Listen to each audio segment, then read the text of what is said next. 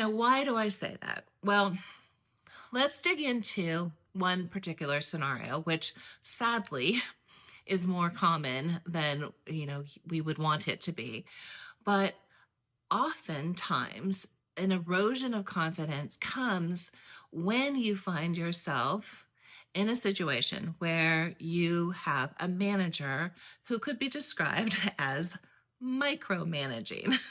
So, this is that lack of autonomy where, for whatever set of reasons, you find yourself having to deal with a manager who is way into your business, really into the nooks and crannies of how you are getting the work done. So the expression, they want to get involved in, how you dot every I, how you cross every T.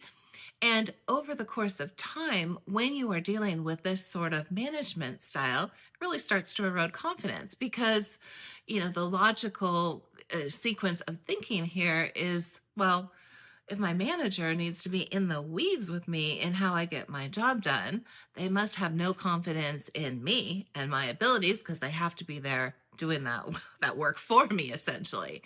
Now, we know that that's not true in so many of these cases. And I'd offer that so many times the micromanaging manager's behavior has nothing to do with your own performance. They make it seem like it is. They make it seem like it is to a really large extent.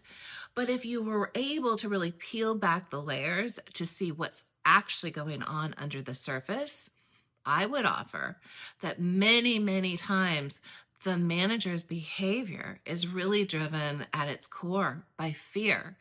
Perhaps they are having their performance scrutinized and getting some, negative feedback around how they might be leading the functional area, or they have just their own fears that they are contending with, made up or otherwise around, what needs to be happening. And so their reaction is to, jump into the weeds with you. And that really, of course, as you know, if you've been in that situation, is very uncomfortable, and really not a sustainable sort of a situation for the long term.